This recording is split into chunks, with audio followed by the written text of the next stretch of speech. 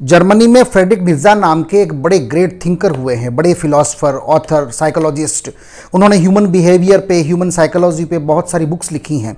उन बुक्स का रेफरेंस लेकर के मेडिकल साइंस में, आर्मी में, मैनेजमेंट में पढ़ाया भी जाता है। उन रेफरेंसेस को उनको लाइफ लेसन्स के रूप में लोग जो हैं काम में लेते हैं।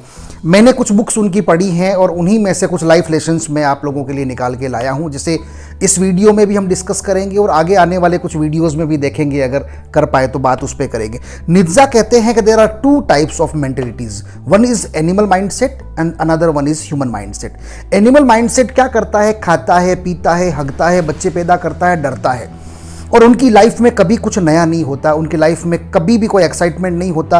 उनकी लाइफ में नया कुछ करने का, आउट ऑफ द बॉक्स सोचने का कोई स्कोप नहीं होता है, और उनकी लाइफ हमेशा एक जैसी रहती है। पैदा होने से लेके मरने तक एनिमल एक ही तरह की लाइफ को लीड करता है। दूसरी जो लाइफ है वो है ह्यूमन मेंटेलिटी। ह्यूमन मेंटेलिटीज को लाइफ में रंग चाहिए, रस चाहिए, स्वाद चाहिए, डिजाइन चाहिए, एक्साइटमेंट चाहिए, चुनौतियां चाहिए, फ्रेंड्स चाहिए, नई नई चीजें उसको करने के लिए चाहिए। But for those who are not changing themselves, Nietzsche कहते हैं कि वो एनिमल माइंडसेट के लोग हैं। आपकी लाइफ में अगर बरसों से कुछ नया नहीं हुआ है तो नित्शे के अकॉर्डिंगली आपका माइंडसेट एनिमल माइंडसेट है। जिंदगी में अगर कुछ बड़ा करना चाहते हो, जिंदगी में अगर वो मुकाम हासिल करना चाहते हो कि आपके नाम से लोग आपको सर्च करें, आपको ढूंढें, आपको पहचानें, आपका रेस्पेक्ट करें, तो उसके लिए आपको पुरानी मान्यताओं को तो तोड़ना पड़ेगा। अगर आपको मूर्ति बनाना है तो चोट सहनी पड़ेगी, उसको तराशना पड़ेगा। शर्ट बनाना है तो कपड़े को काटना पड़ेगा। मसल्स बनाने हैं, शरीर को तोड़ना पड़ेगा, मेहनत करनी पड़ेगी, पसीना बहाना पड़ेगा। आपको नया कुछ भी निर्माण करना है, फर्नीचर बनाना है, लकड़ी को काटना पड़ेगा, उसको छिलना पड़ेगा, तब जाकर के फर्नीचर बनेगा। So you want to create something new, आपको पुराना तोड़ना पड़ेगा। पुरानी मान्यताएं, पुरानी आदतें, पुराना सब कुछ तोड़ना पड़ेगा अगर नया कुछ निर्माण करना है तो। दूसरा जो वो कहते हैं प्रिजर्व योर लाइफ फोर्स। आपकी जो जिजीविषा है, जो आपकी लाइफ फोर्स है, जो आपका इंस्टिंक्ट है, उसे बचा करके रखो। उसे ऐसे लोगों के ऊपर खर्च मत करो जो लोग इसके योग्य नहीं हैं, जिनका मेंटल लेवल, जिनकी थिंकिंग नेगेटिव है। ऐसे लोगों के साथ बिल्कुल मत बैठो। बहस करना तो बहुत दूर की बात है, उनकी परछाई के भी संपर्क में नहीं आना है। नित्शे कहते हैं कि ऐसे लोगों से सजेशंस तो भूल कर भी नहीं लेना, बहस बिल्कुल नहीं करना, इनके इर्द गिर्द भी नहीं फटकना, अदरवाइज ये आपका मोराल भी डाउन कर देंगे। ये आपके एक्साइटमेंट को, आपके आइडियाज को पचा नहीं पाएंगे। ये पुराने डर्रे वाले लोग हैं, आपको नया कुछ करने नहीं देंगे, अपने जैसा बना करके छोड़ेंगे। मोरल ऑफ द स्टोरी ये है कि ऐसे लोग जो नया कुछ करने के, परिवर्तन के विरोधी लोग हैं, जिनकी सोच छोटी है, जिनकी मानसिकता छोटी है, ऐसे लोगों को दूर से नमस्ते कर दो। उन लोगों से बहस मत करो, उनको रेस्पॉन्स भी मत करो। सेकंड लाइफ लेसन था। थर्ड क्या कहता है? अच्छा, इसमें एक स्टोरी भूल गया।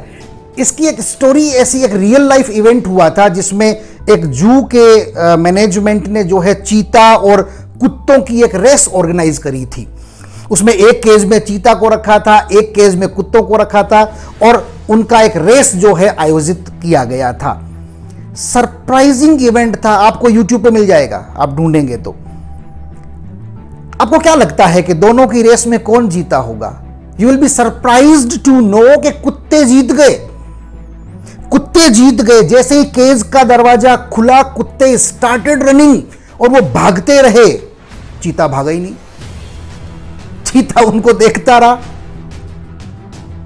इससे नित्शे कहते हैं कि चीता को क्या लगता है कि कुत्तों के साथ भागना कोई पार्टिसिपेशन नहीं है, कोई कंपटीशन नहीं है, यह एक इंसल्ट है उसके लिए।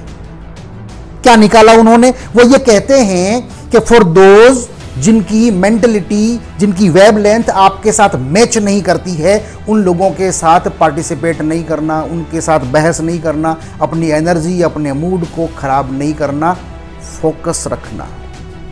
एक और जो लाइफ लेसन नित्शे बताते हैं वो है रिसेंटमेंट मेक्स यू टॉक्सिक बहुत इंपॉर्टेंट चीज़ है, इसे अपने डायरी में नोट करके रखना, रोज याद करना इस बात को कि जो बदला लेने की भावना है, मैं एक सेपरेट वीडियो और बना रहा हूं इसके ऊपर, how to deal with rejection. आप जब रिजेक्ट कर दिए जाते हैं लोगों के द्वारा, बिकॉज सोसाइटी में डिफरेंट टाइप की मेंटेलिटी के लोग हैं, डिफरेंट माइंडसेट्स हैं, जब आपको रिजेक्ट कर देते हैं, कोई आपके इंसल्ट कर देता है, तो how will you take that.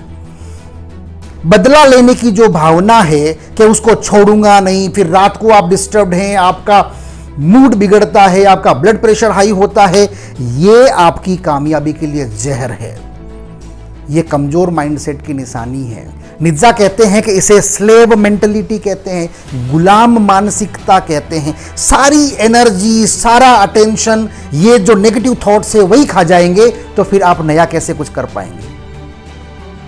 In fact मैं कहता हूं कि आप मंदिर का एक घंटा बन के रह जाएंगे, कोई भी आएगा बजा के निकल लेगा और दिन भर के लिए आपको हिला के रख देगा, आपका मूड खराब करके रख देगा, आपकी एनर्जी ऑटोमेटिकली, आप खुद जो है नेगेटिव इन्फ्लुएंस का शिकार हो जाएंगे। आप नया क्या करेंगे। इसलिए स्ट्रांग माइंडसेट वाले जो लोग हैं वो जल्दी से बदला लेने की भावना नहीं पालते हैं। वो क्या कहते हैं, वो मेरे लेवल का नहीं था या मैं उसके लायक नहीं था, उसने मुझे रिजेक्ट कर दिया, उसने मेरी इंसल्ट कर दी, क्योंकि उसके संस्कार वैसे ही थे, उसकी अपब्रिंगिंग वैसी हुई है, उसका कल्चर शायद इसी तरीके का रहा होगा। मुझे ऐसे लोग जो प्रोग्रेस के विरोधी हैं उनके ऊपर अपना टाइम खराब नहीं करना है, मुझे अपने आप को प्रूव करना है। I have to prove myself, I want success at any cost. तो मुझे ऐसे नेगेटिव फोर्सेस के ऊपर ध्यान देने की आवश्यकता नहीं है।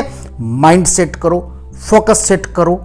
और एक बात मैं आपको बता दूं इसी टॉपिक में, कचरा घर में नहीं रखना, कचरा दिमाग में भी नहीं रखना। जितना जल्दी नेगेटिव लोगों को, नेगेटिव फोर्सेस को घर से बाहर निकाल दो। कचरा ज़्यादा दिन घर में रखोगे सड़ेगा, गंध मारेगा, वातावरण को खराब करेगा। ठीक उसी तरीके से कचरा आपके दिमाग में रहेगा, आपके मूड को, आपकी मेंटलिटी को, आपकी सोच को अफेक्ट करेगा। थैंक यू वेरी मच, फिर मिलेंगे।